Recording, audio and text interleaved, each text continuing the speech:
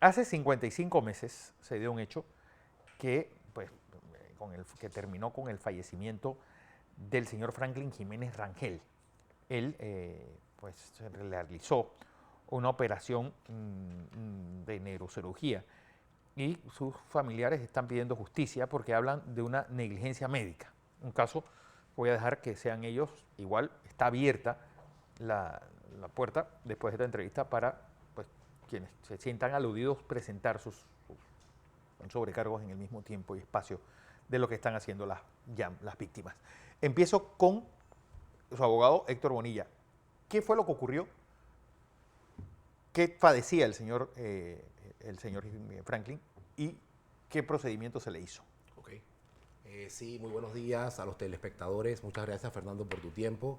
Nosotros hemos venido el día de hoy a exponer la muerte irreparable del señor Franklin Jiménez, quien perdió su vida el día 18 de septiembre del 2018 bajo acciones culposas, presuntamente culposas, desplegadas por un hospital de la localidad y unos doctores que le causaron su muerte en dicho hospital. El señor Franklin Jiménez acudió al hospital con síntomas de dolor en el área lumbar, fue atendido, retornó a su casa, regresó al hospital, lo sometieron a unos exámenes y en ese interín le aplicaron medicamentos de alto impacto, tales como fentanil y otros, y produjo una intoxicación medicamentosa.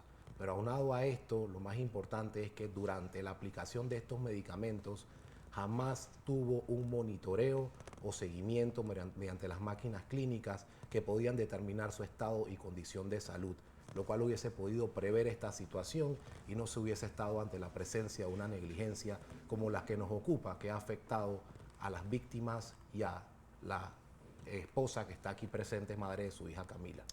Bueno, la pregunta es, bueno, la noticia aparecida en el Panamérica resalta lo del fentanil, pero, es decir, ¿dónde está la negligencia médica?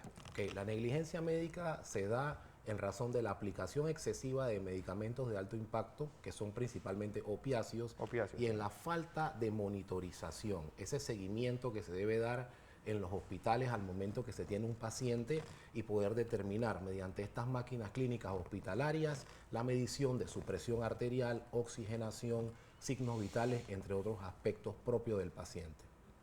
Uf. Bueno, pues, siempre, pues, María Victoria, bienvenida y, ¿sabes? Para todos es un poco difícil todo lo que está pasando. Así es.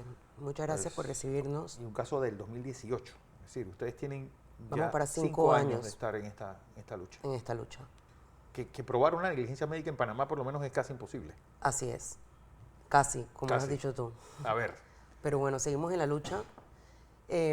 Como bien ha explicado mi abogado, Franklin entró al hospital por un dolor de espalda en un inicio.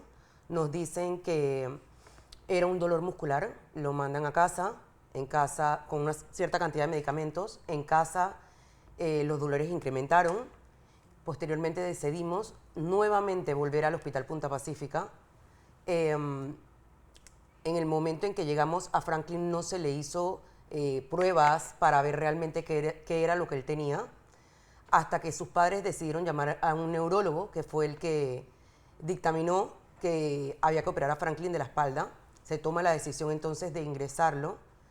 Franklin no llegó a pasar la noche en el hospital, como varias veces he explicado ya. Durante la noche de 17 para 18 de septiembre, le introducen el último medicamento más o menos a las 12 de la noche, que fue morfina, para ponerle la cereza al pastel, como quien dice aquí en Panamá. Pero se le puso fentanil y además morfina. Sí, y varios medicamentos más. A él le pusieron alrededor de 10 medicamentos en menos de 29 minutos. No hubo un control realmente de parte del hospital. Porque también el padre que dio una conferencia de prensa dijo, y leo textualmente, el monitor cardíaco que se le colocó a mi hijo estaba desconectado. Así es, así es. El monitor estaba desconectado y en el momento en que lo pasan de sala a habitación, él no estaba conectado a ningún monitor y le habían puesto la morfina. Tú, por ejemplo, narraste que a las 5 de la mañana se le llena de espuma la boca y procediste a pedir ayuda. Así es. A ver. De 2 a 5 de la mañana A él no entraron a verlo a la habitación. A las 5 de la mañana me despierto y me encuentro a mi esposo con la boca llena de espuma. Y en ese momento es que yo salgo a pedir ayuda a los médicos y ahí es donde activan el código azul y empiezan los médicos sus maniobras. Pero ellos no se habían ni siquiera enterado la condición de Franklin. Sí, no sabía si tenía se estaba parando Nada, el si no corazón. está- Franklin no estaba conectado a nada, no tenía nada, no estaba ni canalizado. ¿Y el padecimiento cuál era?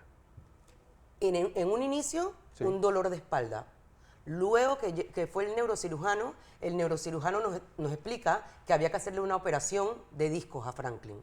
Ok, Pero una operación discos herniados, discos... sí, pero una operación sin ningún tipo de urgencia. Nosotros ingresamos el día lunes y íbamos a esperar hasta el día jueves para la operación, para esperar las aprobaciones del seguro. O sea, no era una operación de urgencia. No llegamos a pasar la noche. Pero fue el mismo médico quien que le da esa cantidad de No. medicamentos. Inicialmente fue una doctora Sí.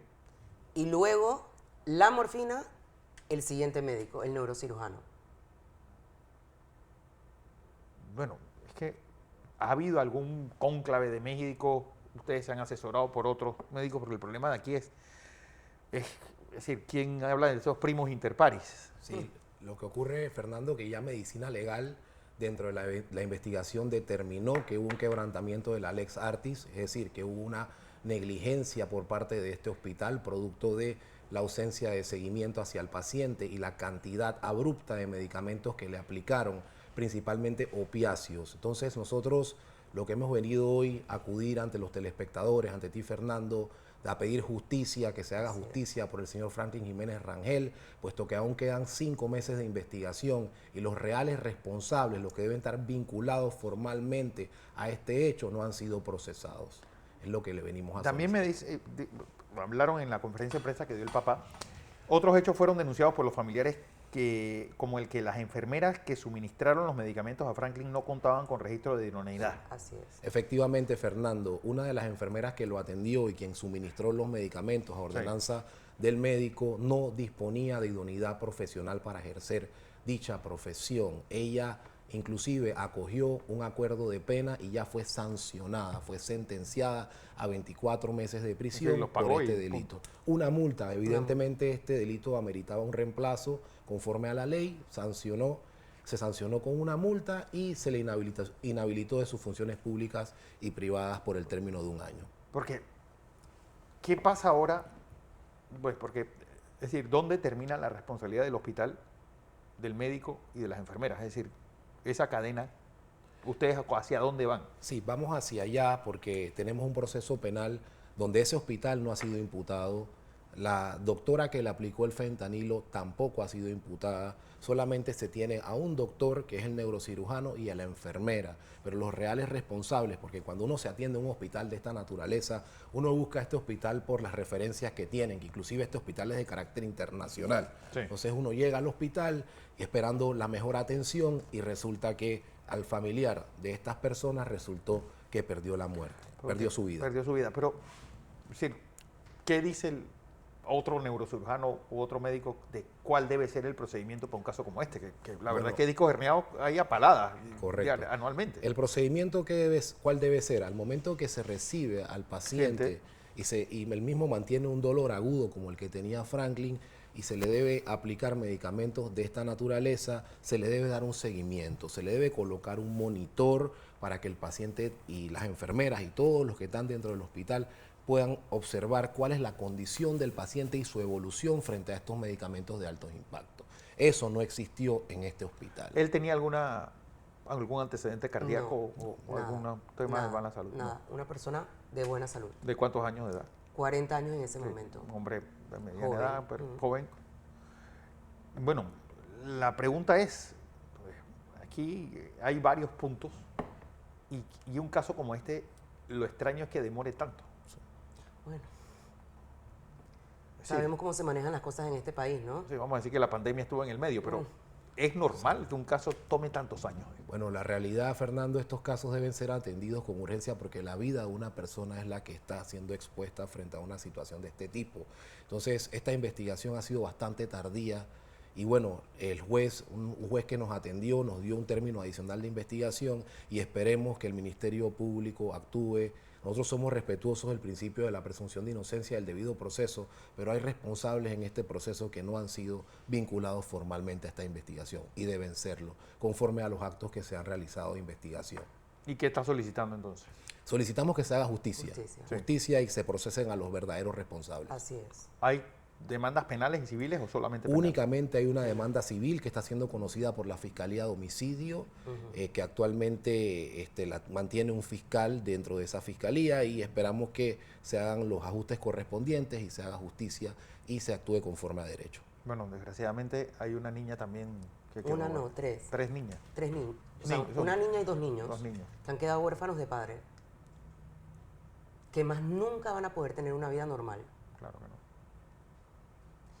Y es lo que yo vivo diciendo, y este ha sido mi lema durante todas estas entrevistas, que se pongan la mano en el corazón. Esos médicos, esos fiscales, quien tenga que ver con el caso, que sea padre, que se ponga la mano en el corazón por esas 3 criaturas que perdieron a su padre. Yo perdí a mi pareja, Sí. pero son 3 niños que van a crecer el resto de su vida con una carencia. No me parece justo. Bueno, si tenía 40 años, los niños deben ser pequeñitos, ¿no? Mi hija tiene 6 años. Que obviamente tenía un año. Tenía 2, murió, mi esposo murió 2 días después que mi hija cumplió 2 años.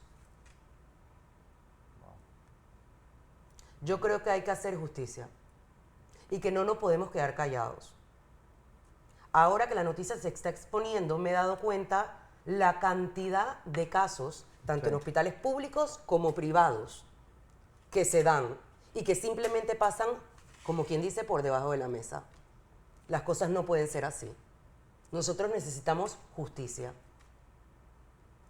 Y vamos a luchar hasta conseguir justicia por esas 3 criaturas.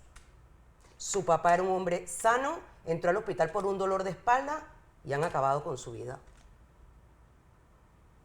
Pero es un procedimiento complicado. Bueno, como dije, los casos de negligencia médica son casi imposibles de probar en Panamá, porque pues, son gente, médicos, pues tratando de usar como peritos para médicos. El gran problema es que no sé si cómo se hace en otros países, se trae otra persona en Estados Unidos. Tengo entendido que son personas de otros estados los que van a hacer como una especie de perito. Y aquí, bueno, eso es lo que pasa. Vuelvo y repito, pues quienes se sientan aludidos tienen el derecho a réplica y el derecho pues a estos micrófonos también para presentar su parte. Bueno, el abogado Héctor Bonilla y a ti, María Victoria, y a tus hijos, pues nada más desearles lo mejor. Gracias. Y que los niños, bueno, obviamente que es una pérdida irreparable crecer sin padre y eso pues es una tragedia.